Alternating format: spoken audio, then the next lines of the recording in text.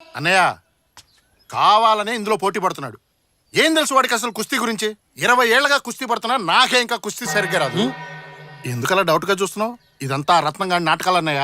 వాడి కోసమైనా మన అమ్మాయి ఈ పోటీలో పాల్గొని అల్లుడు గారిని ఎగేసి దిగేసి కొట్టాలి. బావుందయ్యా నువ్వు చెప్పేది. ఊరందరి ముందు దీని మొగుడిని ఇది కొడితే రేపు మళ్ళీ ఇద్దరు కలిసి ఎలా కాపురం చేస్తారు? కీర్తి, ఈ పోటీలో పాల్గొనడం లేదని చెప్పేసిరా. మనకి కుస్తీ వద్దు, ఏమొద్దు. Sir post.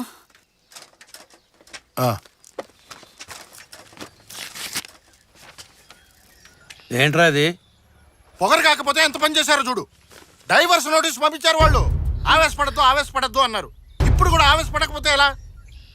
విడగొట్టేద్దామనే. వీళ్ళంతూ చూడాలన్నయ్య. భగవంతుడా,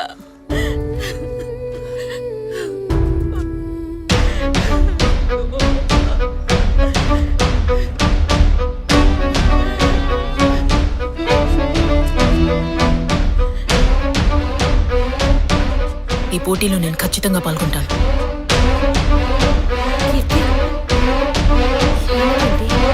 కోడాంగి కుస్తీ సమాజం ఏంట్రా ఇదేదో తేడా ఉంది. ఈ ఏరియా మొత్తంలో ఈయనరా పెద్ద కుస్తీ పైల్వాన్. ఈయన దగ్గర నేర్చుకుంటేనే దాని మీద గెలవగలం.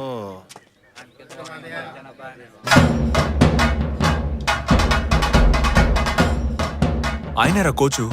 కోడాంగి ఈయనే అనుకుంటా, పేరు తగ్గట్టు ఉన్నాడు.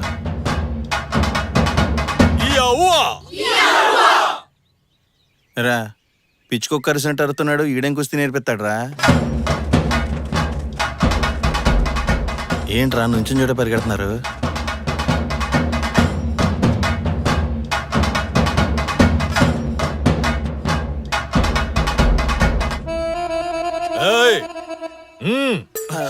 పదరా, ఖర్చేసేలా ఉన్నాడు. నమస్తే. ఎవర్రా మీరు? నేను వీరా, వీడి చట్టం. పేర్లు అడిగానా? స్టూపిడ్స్, ఎందుకు వచ్చారు ఇక్కడికి? 15 రోజుల్లో నేను మట్టి కుస్తీ నేర్చుకుని పెద్ద ఛాంపియన్ అవ్వాలి. నన్ను ఆశీర్వదించండి కోచ్. 15 రోజుల్లో నేర్చుకోవడానికి ఏదైనా పప్పు సాంబారా? కుస్తీరా? తెలుసు కోచ్. ఒక పెద్ద పోటీలో పాల్గొనడానికి పేరిచ్చాను.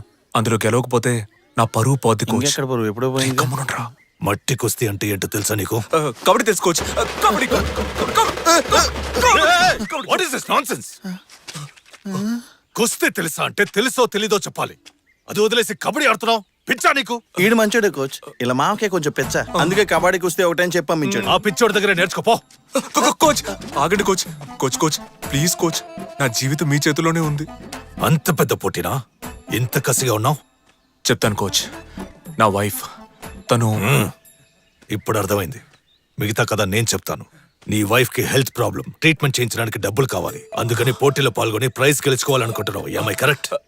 అది మామకన్నా తెంగరోళ్ళ ఉన్నాడు. భలే కనిపెట్టారు కోచ్. నా కథ కూడా షేమ్ టు షేమ్. నా వైఫ్ ట్రీట్మెంట్ కోసం కుస్తీ పోటీలో పాల్గొని ప్రైజ్ గెలుచుకున్నాను. I'm very proud of you. నేను నీకు కుస్తీ నేర్పిస్తాను. Thank you. రేపే వచ్చి జాయిన్ అయిపో.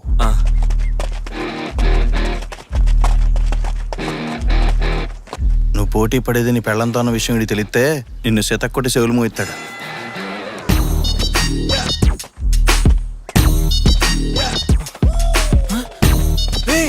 నువ్వు ఇక్కడేం చేస్తున్నావురా? నేను ఎప్పుడో జాయిన్ అయ్యా, నువ్వే లేటు. భర్తల భద్రతా సంఘంలో నేను చేరినట్టు నా పెళ్ళానికి తెలిసిపోయింది. ఆఫీస్ లో అందరి ముందు లెఫ్ట్ రైట్ వాయించింది. పోటీలు అవి వద్దమ్మా, చెప్పేది విను.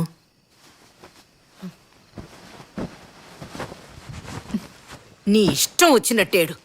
నా మాట ఎప్పుడు విన్నావని. అయినా ఆడపిల్లకి ఇంత అహంకారం ఉండకూడదు. అందరూ అక్కడ ప్రాక్టీస్ చేస్తుంటే నువ్వు ఎక్కడే పీక్తున్నావు? లేదురా, మ్యాచ్ లో నేను ఓడిపోతానేమో అని భయంగా ఉంది. ఫీల్ అవుకో, నువ్వు ఖచ్చితంగా గెలుస్తావు. ఎలా చెప్తున్నావు? షార్పట చూసావా? చూశాను. అందులో రంగయ్య ఎవరి దగ్గర ట్రైనింగ్ తీసుకున్న ఎవరు గెలవాలా? చివరికి దిక్కులు చూసిన సమరానే గెలిచాడు. వెంకటేష్ గురు సినిమాలో చిన్నప్పటి నుంచే ట్రైనింగ్ తీసుకున్న వాళ్ళ అక్కని దాటి టీవీలో మ్యాచ్లను చూసి దాని చెల్లె గెలిచింది. ఇంకోటి చెప్పనా, తమ్ముడిలో బాక్సింగే జీవితం అనుకున్న అన్న క్యారెక్టర్ కన్నా చివరి దాకా దిక్కులు చూసిన మన పవర్ స్టారే కప్పు కొడతాడు. దీనిలో నీతేంటి? మ్యాచ్ లో గెలవడానికి దిక్కులు చూస్తే చాలు. నువ్వు బాగా దిక్కులు చూస్తున్నావుగా.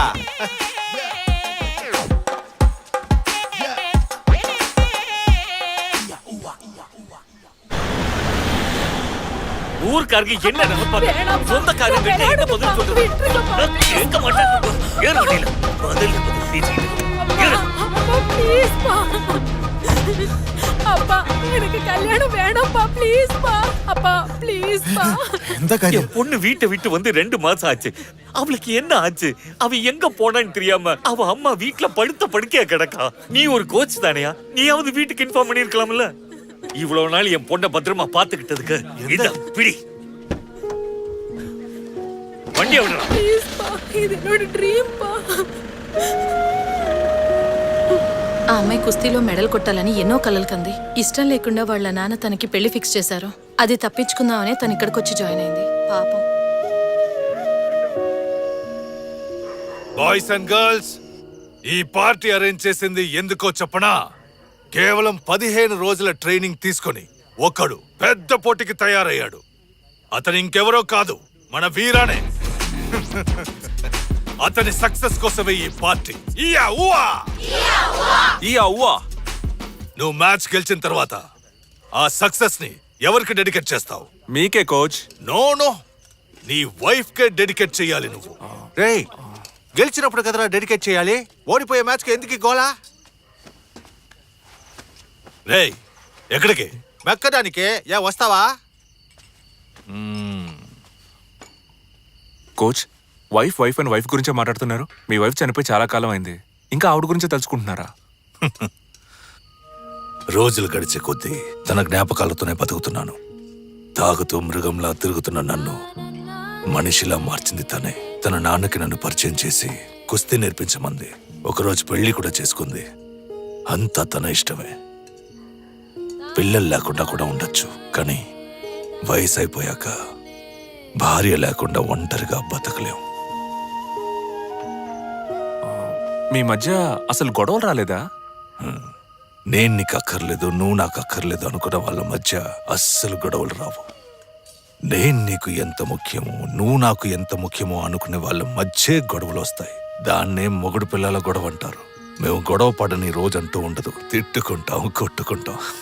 నీ పెళ్ళాం మెడలో తాళి కట్టిన క్షణం నుంచి నీ కుటుంబం అనే సామ్రాజ్యానికి తన మకుటంలోని మహారాణి అవుతుంది. తన మాటే శాసనం. దానికి అనుకూలంగా నడుచుకోవడమే మొగుడు పని. ఈ రహస్యాన్ని అర్థం చేసుకుంటే కుటుంబంలో ఏ సమస్య రాదు. మీరొకరు కోచ్. చాలా ఇళ్లలో పెళ్ళాం చెప్పిన దానికి మొగుడు తలాడించినా గొడవలు వస్తానే ఉన్నాయి. ఒకళ్ళనొకళ్ళు అర్థం చేసుకునే ప్రయత్నంలో పెళ్ళైన మొదటి 10-15 సంవత్సరాలు ఇలాంటి చిన్న చిన్న గొడవలు ఉంటాయి. 15 సంవత్సరాలా? ఆ తర్వాత సర్దుకుపోతాయా? వెంటనే సర్దుకోవు. అప్పుడప్పుడు ఇంటికి వచ్చిపోయే చుట్టాల్లాగా అప్పుడప్పుడు ఇంకో 7-8 సంవత్సరాలకి గిల్లి కచ్చాలుంటాయి. అప్పుడైనా సర్దుకుపోతాయా లేదా? ఆ తర్వాత ఇద్దరికి వయసు 50-60 పైబడుతుంది. గొడవ పడ్డానికి ఇద్దరి ఒంట్లో శక్తి ఉండదబ్బా. ఆ క్షణం నుంచి మొదలవుతుంది ప్రశాంతమైన జీవితం.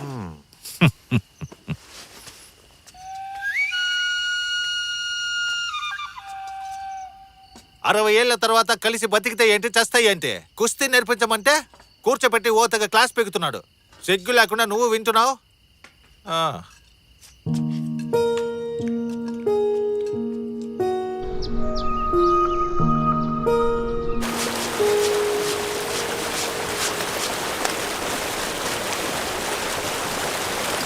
అతయ్య, మామయ్యలేడా? బయటికి వెళ్ళారు. ఇప్పుడు వచ్చేస్తారు, కూర్చో.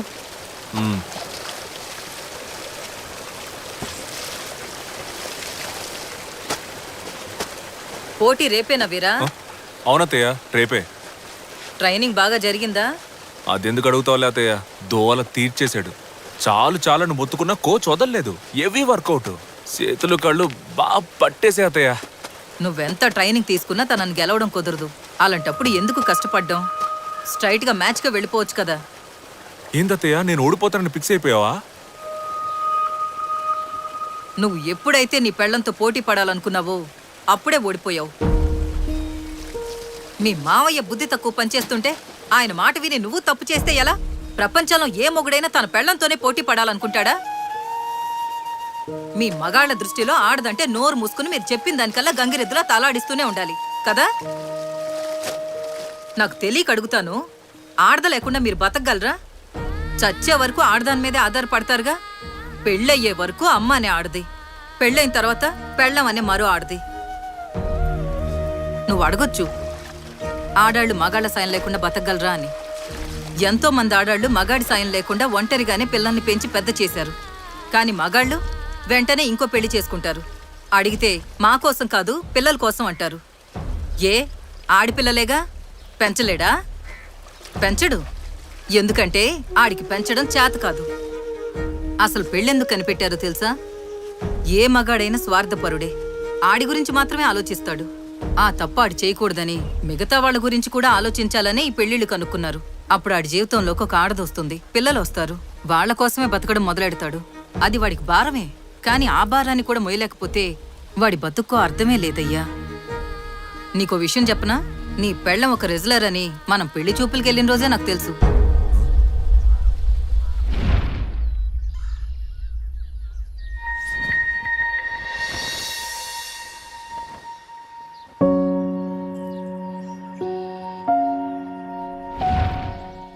ఈ ఇష్యూ ఆ రోజే నాకెందుకు చెప్పలా? చెప్తే ఈ పెళ్లి చేసుకునేవాడివా? కీర్తి లాంటి ఒక అమ్మాయి నీ జీవితంలోకి వస్తే నీ లైఫ్ మారుతుంది, నువ్వు మారుతావని ఆశపడ్డాను. అందుకే నీకు చెప్పలేదు. వీరా, ఒకరోజు నువ్వు ఇంట్లో లేనప్పుడు కీర్తిని నేను గుడికి తీసుకెళ్లాను. రెస్లింగ్ ని పూర్తిగా మర్చిపోయావా? 48 రోజులు ఒక విషయాన్ని వదలకుండా చేస్తే వాళ్ళకి అది అలవాటైపోతుందంటారు. 15 సంవత్సరాలుగా రెస్లింగ్ మాత్రమే నాకు తెలుసు. ఎలా మర్చిపోమంటారు? అయితే మరి ఈ జీవితం ఎందుకు కావాలనుకున్నావు? మనమందరం కుటుంబానికి కట్టుబడిన వాళ్ళం. కుటుంబమా కెరియరా అన్న చాయిస్ వచ్చినప్పుడు కుటుంబాన్ని చూస్ చేసుకున్నాం మనం. నువ్వు చెప్పేది నిజమే. కానీ జీవితంలో ఏదైనా సాధించాలనుకుంటే కుటుంబం గురించి అంత ఆలోచించకూడదు. దేన్ని పట్టించుకోకుండా ముందుకెళ్తూనే ఉండాలి. ఆలోచించడానికి ఇది బాగుంటుంది. మిగతా దేశాల్లో ఆడాళ్ళు పోటీలో విన్ అవడానికి ఆపోజిట్ ప్లేయర్స్తో తలపెడితే సరిపోతుంది. కానీ ఇండియాలో మాత్రం ముందు ఇంట్లో వాళ్లతో ఫైట్ చేసి గెలవాలి.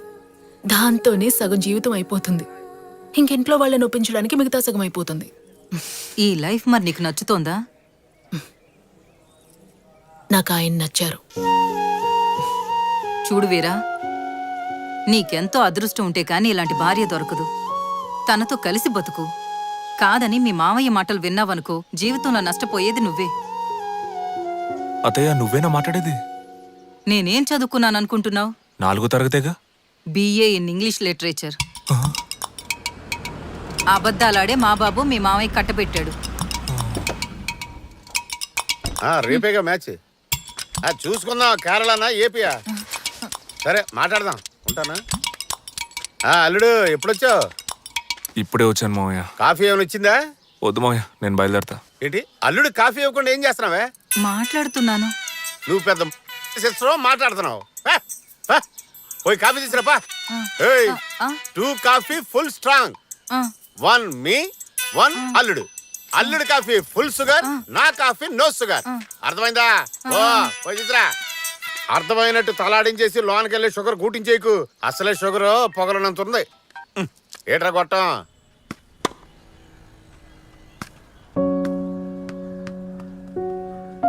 ఈ లైఫ్ మరి నీకు నచ్చుతోందా? నాకు ఆయన నచ్చారు. నీకెంతో అదృష్టం ఉంటే కాని ఇలాంటి భార్య దొరకదు. తనతో కలిసి బతుకు. ఈ బాల్ తో ఓవర్ అయిపోయింది. పట్టుకోరా మామ, బాల్ తీసుకుంటాం.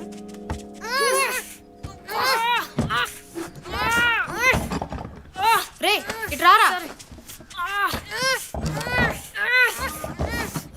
గట్టిగా లాగండ్రా. రేయ్, ఏంట్రా అల్లరి? రీ రండ్రా వెళ్ళిపోదాం. మామ వచ్చాడు. సారీ మామ, అన్ని కింద పడిపోయాయి.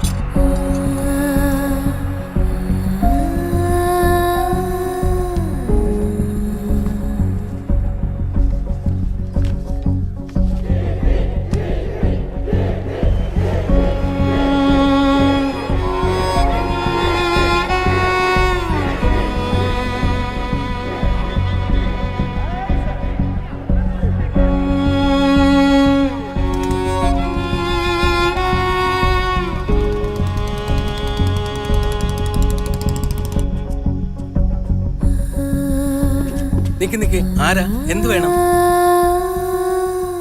సార్ నా వైఫ్ లోన్ ఉంది ഇവിടെ പെണ്ണുങ്ങൾ తన్ని- പ്രാക്ടീസ് తన్ని ചെയ്യുന്ന కలవాలి. പുറത്തുള്ളവർക്ക് ഇവിടെ ఒకసారి మీరు പ്രവേശനമില്ല వెళ్ళి చెప్పండి ഇവിടുത്തെ సార్, నియమങ്ങളൊക്കെ మేనేజర్తో മനസ്സിലാക്കുക చెప్ప- సార్. మేనేజర్తో എല്ലാവർക്കും చెప్పండి సార్ ప్రాబ్లం? వచ్చానని. సార్ నా వైఫ్ కీర్తి లోన్ ఉంది తన్ని కలవాలి నేను లోపలికి రానివ్వట్లా. ఓ నువ్వే కీర్తి హస్బెండా? అవును సార్. నువ్వు ఇక్కడే ఉండు, నేను కీర్తికి ఇన్ఫార్మ్ చేస్తా. అలాగే సార్.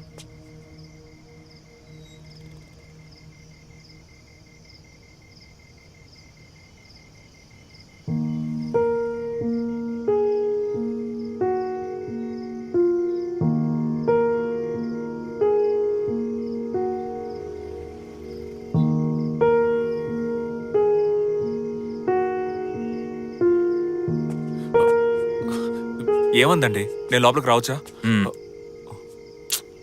కీర్తికి నిన్ను మీట్ అవడం ఇష్టం లేదంట. నువ్వు మగాడివైతే పోటీలో గెలవమంటుంది. ఇక బయలుదేరు.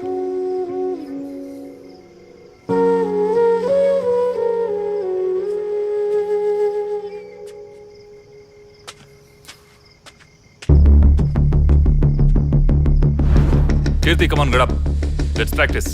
ప్రాక్టీసా? ఇప్పుడా? No chance. I cannot. I'm so tired. See Anu has come. అయ్యో, దయచేసి వదిలేయండి, నేను ఇంటికి వెళ్ళాలి. ఓకే